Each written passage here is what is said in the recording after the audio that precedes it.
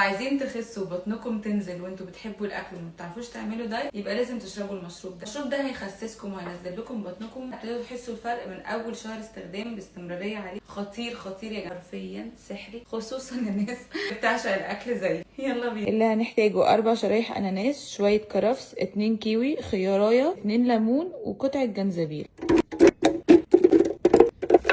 نزود بقى لتر ميه ونضربهم بقى في الخلاط مع بعض.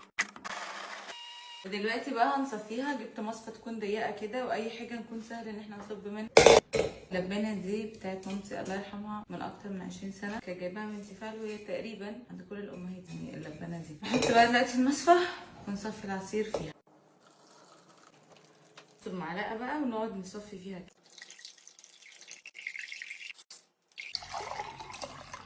انا مش دكتور، انا بس بقول لكم عن تجربه شخصيه انا عشتها، وبقول لكم عليها لانها بجد خطيره. اي حد عنده اي مشكله ارجعي للدكتور بتاعك الاول. سؤال انا متاكده ان هو مهم جدا بالنسبه لكم، مايوي طعمه حلو ولا لا؟ بالنسبه لي بصراحه انا اي حاجه مفيده هتفيد جسمي هاخدها زي الدواء. انا بشربها على بق واحد. هوريكم. بسم الله شايفين معايا في ايه؟ بسم الله الرحمن الرحيم. الحمد لله بسد نفسي وما بحسش بيه. بس العصير ده تحديدا والله طعمه حلو لذيذ يعني محتمل، غير عصاير تانية بعملها بيبقى اجركم والله طعمها بشع. جربوه.